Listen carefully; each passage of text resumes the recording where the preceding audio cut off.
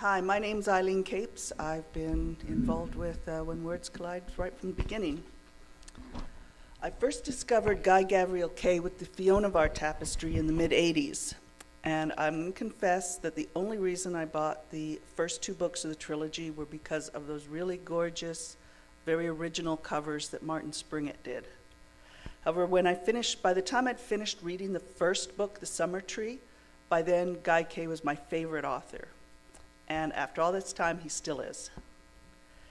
His earliest literary work was assisting the estate of J.R.R. Tolkien with the posthumous editing of the Silmarillion. After that, he returned to Canada and received a law degree, and his first novel, The Summer Tree, was published in 1984. After the high fantasy of Fionavar, Guy began his most characteristic mix of history with fantasy overtones, which gives him the opportunity to travel to some really great places in the name of research. Tigana, based on Renaissance Italy, was published in 1990. Guy has been a consistent bestseller both in Canada and internationally ever since. He's been honored with an Aurora Award, a Sunburst Award, an International Goliardos Prize from Mexico, the World Fantasy Award in 2008 for Isabel, and in 2014 he received the Order of Canada. Guy's work is now available in over 25 languages, is taught in courses around the world, and has been the subject of numerous academic papers. I'm very honored to introduce to you Guy Gavriel Kay.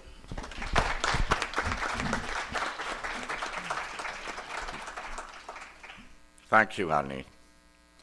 Well, I gave some thought to reading an erotic passage.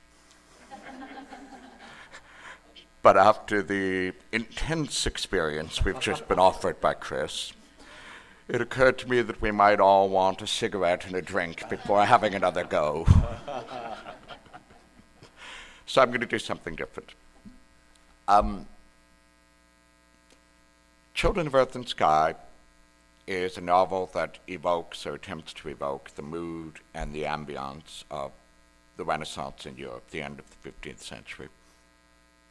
One of the things that has fascinated me for decades now is an apparent paradox that I actually think fits together if you think about it right, and that has to do with the fact that at one and the same time, the past and the people of the past are stunningly, staggeringly, dramatically different in the way they understood the world from how we are.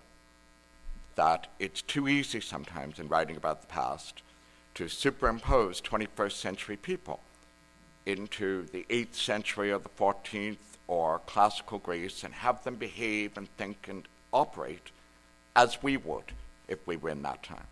So that difference, that remarkable difference in how people long ago, or sometimes not so long ago, saw the world from the way we do, is always in my mind.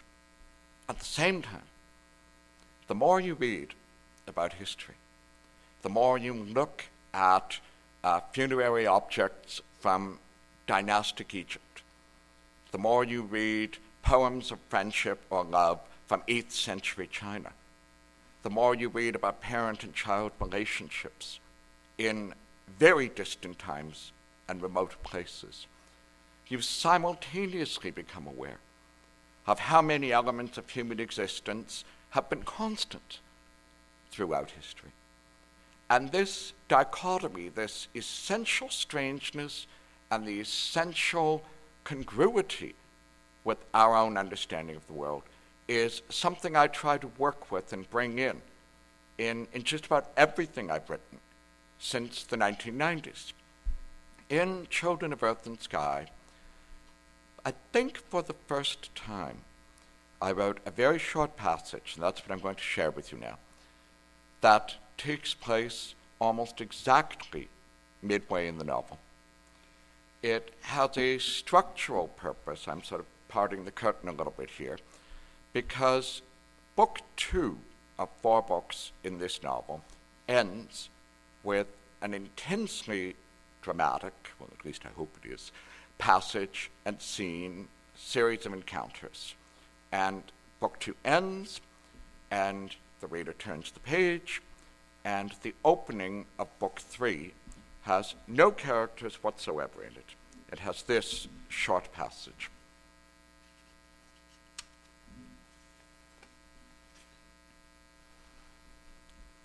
There were demons that sought to claim your soul for darkness.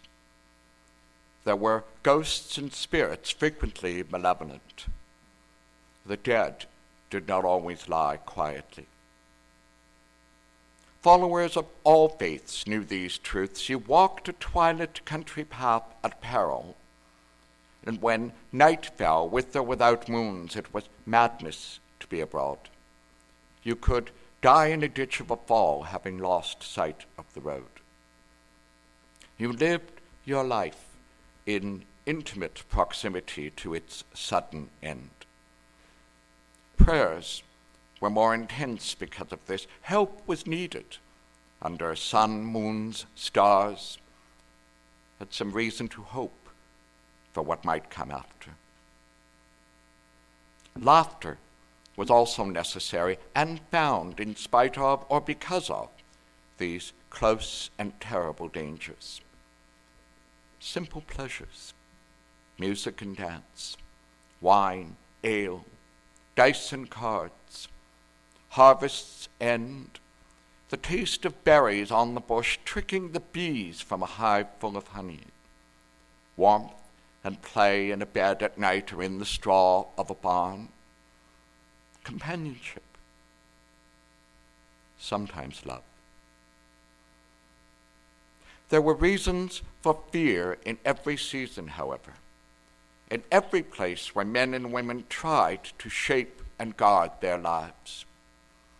Autumn brought the dread of a killing winter if it rained too much, if the harvest failed or was limited. Some would die in the coming months as surely as a weak, wintry sun would rise to see it happen. If storms came and smashed the moored fishing boats to wreckage, or sank them amid lightning and wild seas, hunger followed in coastal villages. If enough firewood could not be found and cut and stacked and defended, people died of cold in the north. If wolves came, gaunt and howling over hard-packed snow, and killed the livestock, assuaging their own desperation, people would also die. Disease found men and women and always children, made weak by lack of food. Starving mothers had no milk for newborns. Brigands came down from hills or out of dense black forests. City walls might be proof against all but the worst of these. But what defense had a farmhouse, a lonely retreat, the cabin of a charcoal burner? The silver moon and the blue would swing up the sky and set while fires took homes and lives. Stars wheeled slowly above snow. Even in summer there were terrors. If pirates raiding from the southwest all the way to the harbors took the longed-for grain convoys, people starved in cities. Walls, it was often said, could do nothing against famine. That same summer sun could kill in the south, drying streams and pools, scorching pastures brown, and the mountainsides where sheep and goats were herded in the heat. Plague came in summer so many times. On merchant ships or with travelers arriving overland, the wealthy fled their cities. Whole villages were savaged by it. White flags by a boundary stone marked a place you did not go. Summer could be a hungry season too.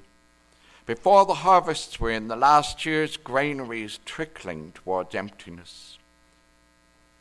You could be robbed of all you had in any season. Your village could be burned to ash, lost to time, forgotten.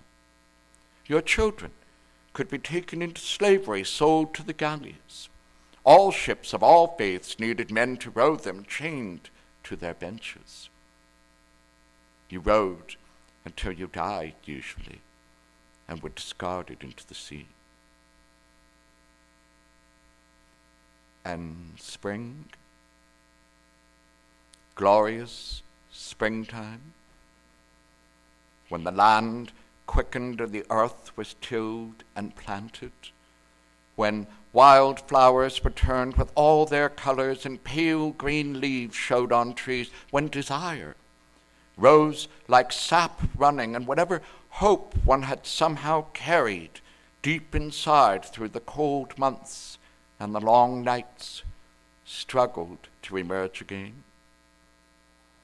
Spring, alas, was the season of war.